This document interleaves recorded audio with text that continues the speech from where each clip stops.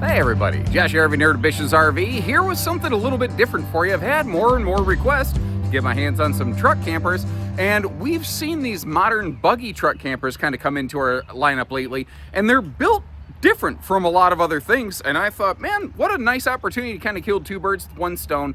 And I'm always working to try to find new and different stuff to bring for you here on the channel, because I don't know about you, but I get really tired of looking at the 26-foot no-slide bunkhouse all day, every day from every other manufacturer. So what are we looking at here? What's cool is that Modern Buggy has one method of construction. This basically has no wood essentially in the structure. You have wooden cabinetry, but the structure is pretty much woodless. We have a Vixenite composite floor, which is like a 3/4 inch full brick of composite material. Your walls are a welded aluminum cage with actually hung fiberglass. So it's not actually a laminated structure, but by doing this, they keep the weight down quite a bit. Most truck campers this size weigh about, I've seen about 2,300 pounds. This weighs about 1,750. Now the trick with that is a lot of people are going to say, oh, this is the half-ton model. 1,750 pounds empty weight against the payload capacity of a half-ton. I don't personally feel awesome about that, but giving you that kind of straight info, that's what I want to try to do. Now, they make some other things that are a little bit smaller that might work for you, but this one right here gives us a pretty decent bath in the back corner. As far as truck camper bathrooms go, it is technically a wet bath, but that's normal for truck campers. Your normal small kitchenette, side dinette. I like how they go with a lagoon table, which is nice. 13,500 BTU roof air system. And this, the NS, I think means like north-south bed. Basically, big front bed on this room with a big XL vent fan above. This RV actually has two of those, now that I think about it. Also, power jacks. So you just push button this thing up and down off your vehicle, and you're not getting tennis elbow cranking like crazy. So starting right at the back door here, we've got her obviously lowered down to ground level, so it's a little easier going in and out versus when it's potentially on a truck. But if you take it off the truck at a site, this is what you'll see. I just want to real quick point out that little remote control down there. We do have remote control power landing gear, which is such a godsend for avoiding the tennis elbow cranking situation on one of these things here. One of the things you'll notice is the same construction in their little towables versus their big truck campers. Like the, you might notice the shiny ceiling. It's an all fiberglass interior ceiling. Your wall paneling, both the, inside wall, it's wallpaper and then Asdel. The outside is fiberglass and then Asdel. You might notice the blackout roller shade right there. The full-size roof air conditioner, the big XL fan above the bed, but you have another one of those actually in the bathroom, which is cool. So the floor is also not a wood structure. The floor is a one-piece composite called Vixenite. It's a, it's a different kind of thing, sort of like Asdel, but just a much, much thicker, heavier duty execution of that. There's also, whenever you're in a little truck camper, there's all these little nooks and crannies that are really easy to miss. Like down there, you see your little hot, cold outside sprayer hose and a few other odds and ends, like the pigtail that could connect this to the truck. This is, I kind of call this like the default truck camper arrangement, where you've got the little dining bench kind of thing here. The lagoon table's a nice touch, though, to kind of maximize the comfort and function of the space. It doesn't like fold open into a larger sleeper, but if you take that back cushion off, that could be a smaller, kind of like single kid sleeper. And it doesn't always have to be fancy. Sometimes it just has to be effective. They've, I think, done a really good job of utilizing all the little stretchy cargo netting all over the place just to really maximize the storage functionality of the camper in general. It is a small kitchenette, but I think a fairly intelligently designed one. Like, it actually has, I think, more storage overall versus most truck campers that I see. Like, you've got that basically kind of like a full pantry over here on the left-hand side. And this thing's small enough, I don't usually open all the storage live on camera, but I think today that's what we're going to do. We're not seeing a whole heck of a lot down there, because if I'm not mistaken, behind that is where your, I think your water heater and some other odds and ends like that are located. So these are mostly just kind of like access panels. Those are not even really storage. I'm personally not a big fan of this style of sink. I think it eats up a lot of countertop without actually giving me a very big sink. My personal 2 cents, I would kind of rather just have a cheaper plastic sink to get a little more counter space, although having the stainless is pretty heavy duty, so there's some benefit there. Little spice rack over there on the side. By the way, funny little story. Has nothing to do with camping, but on Twitter, some people discovered that Kentucky Fried Chicken followed 11 accounts. The 5 Spice Girls and 6 guys named Herb. The 11 herbs and spices. That's exactly the kind of humor that I live for right there. I think that is great. The front bed area up here, because they have the kind of wall enclosure, it's not completely privatized off, but it has a very segmented, privatized feel, which I appreciate. Now, when you're in truck campers like this, you know, they don't have a lot of opportunity for like big side stands. So you have some USB plugs to like charge your phones, but you're probably pretty much just gonna like set your phone on the floor. But that's also like right up next to your head, so that's not a big problem. And I initially I was like, oh man, the TV can't turn the corner to get around to face the dinette. But at the same time, I don't know that I care.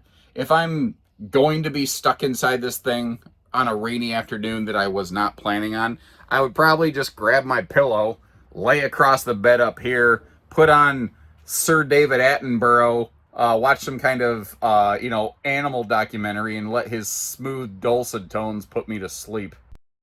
And if I was laying down up there, this is kind of what it would look like. Now, I'm actually just sort of laying over the end of the bed because I have a no shoes on the furniture policy, especially when it's kind of wet outside and my shoes are probably dirty. And I don't want to disrespect this RV or the fact that it could be someone else's property like that. Absolutely grinds my gears. When I see people make these videos, they think it's funny to like stomp on the furniture and stand on kitchen counters.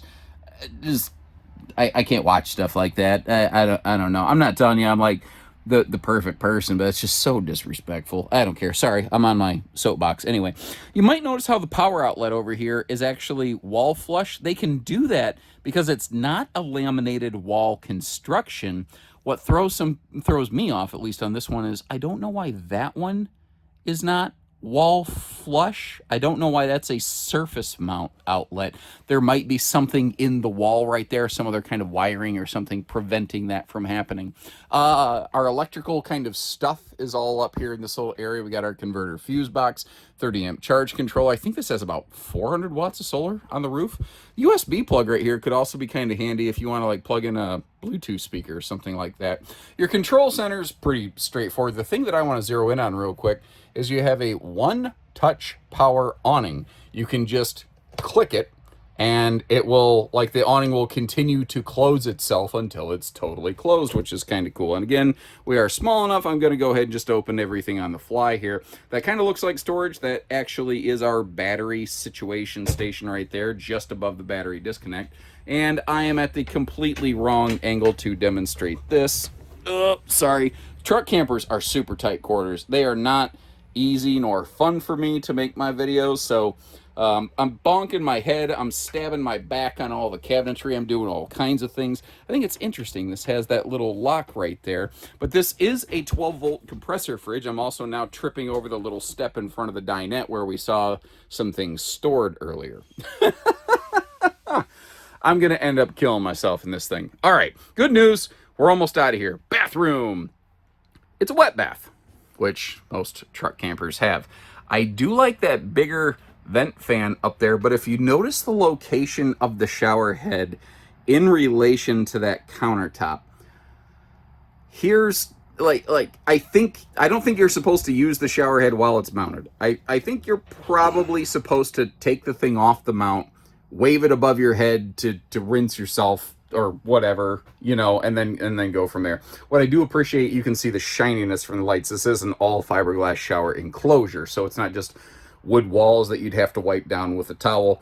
It does have a bit of a sink here, but because of the physical restrictions below this, they did have to go with a big above the counter vessel sink. And while you're showering, this one, thankfully, because that countertop does have some space to be able to set out toiletries, but I kind of like how they give you a space separate from that, Now, I've been in some truck campers where if I'm going to use the toilet, my legs literally have to hang out in the living room, and it's laughable. I'm not saying this was a super spacious bathroom, but at least I could be in the bathroom when I'm using the bathroom. All right, so when most of the RV stuff that you hear out there, it's all about your vehicle's tow capacity. If you are looking to buy a truck camper and a salesperson asks, what's your tow capacity? Get away from them. They probably don't know what they're talking about. When we are looking at truck campers, it is primarily about two specific things: the bed size of your pickup and the payload rating of your pickup. This RV right here, so many people are going to say this is a half-ton model. I respectfully disagree. There are very few half-tons that are properly equipped to handle this thing before you load cargo, let alone after cargo. So I personally feel this would still be better on some variety of 3/4. Short bed or long bed, this model actually works pretty good either way, so you can sort of keep that in mind. And now structurally, once again, there's some very big differences here. It is an all fiberglass exterior. So there is no rubberized roof membrane to worry about. Actually, I don't normally do this live on camera, and I tell you what, I'm not going to. I'm going to give you some bonus footage of the roof real quick.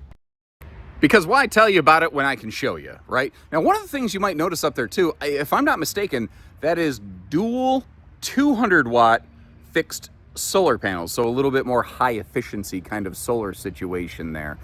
Now, you still have seals on your roof stuff to worry about. I'm not saying this is a zero maintenance RV exterior. Again, if somebody ever says that, get the heck away from them. All they care about is getting your money, and they don't care at all about your experience. So 60,000 BTU on-demand water heater. This does have a hot and cold little outside utility shower right here. Kind of handy for cleaning up fish or cleaning off your feet real quick. One of the things I always look at on truck campers are the corners, because you have a lot more corners, on a truck camper than you do a traditional RV. And I'm very happy with what I'm looking at here. I think it's because, again, there's just not a lot of wood construction.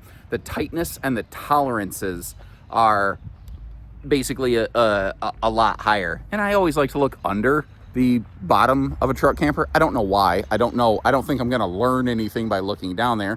But I think it's another area that if a manufacturer is doing the job well and consistently, you're going to kind of just see a cleanly look down there. So I'm kind of just making sure I don't see anything remarkable, in a sense, you know what I mean? It's a smaller awning, but it is a one-touch push button awning. You just click the out button, it'll roll itself out automatically. It's only about 4 or 5 foot wide, deep, something like that, whatever you want to say. It's not going to be massive. It's going to be just enough where if you're in the noonday sun with the sun beating straight down, have a little respite chair where you could sit in your favorite camping picnic chair and be good to go on something like that. The remote control operated legs, though, are a nice feature. It's so much, oh my gosh. I don't know if you've ever cranked a truck camper up and down off a vehicle. I have, more times than I ever care to. So as soon as a manufacturer says we have powered legs, I'm like, yes, say less. I am sold. It is such a long process doing stuff by hand. The cheater way of doing it is you get like a power drill and the corners. But if you're alone and you got 4 corners, you're doing a lot of individual walking around. Whereas if you just have a remote control and you just push all up, all down, it's a lot nicer. Now, I'm actually under the truck camper that's behind this one. So pardon the funky monkey camera angle here. That's your little, hold on. I don't have the key for that. Son of a gun. All right. That's your little, toilet plumbing access area. Now this, you might notice, is not locked.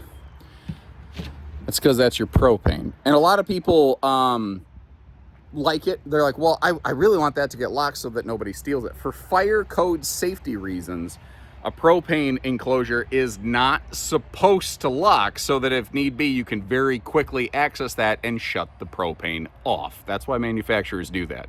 So what do you think? I don't do a ton of truck camper footage, but I'm trying to be a little bit better about that. I don't think I touched more than like one of them last year, and I know that there's some people really looking for this stuff out there. We have some places, like our Salt Lake City store, I think is the second highest volume truck camper sales outlet in the entire United States. We have some places that do a lot of this, so I wanted to make sure we got some footage out there. If you want to see where we do have some of these, because we have them in more locations than just Salt Lake, check the link down in the video description. You can see where we have one, and if I've had a chance to do some other modern buggy stuff, whether it's their more traditional kind of teardrop towable stuff, a couple other truck campers, if I have some of those videos out yet, I will try to leave you some links to those as well. But I'm gonna have a handful more of these coming out. It's something that's a little bit newer to our lineup. I'm very curious to know what people think about it, so I'd love to hear some of your feedback, good, bad, ugly, and in between.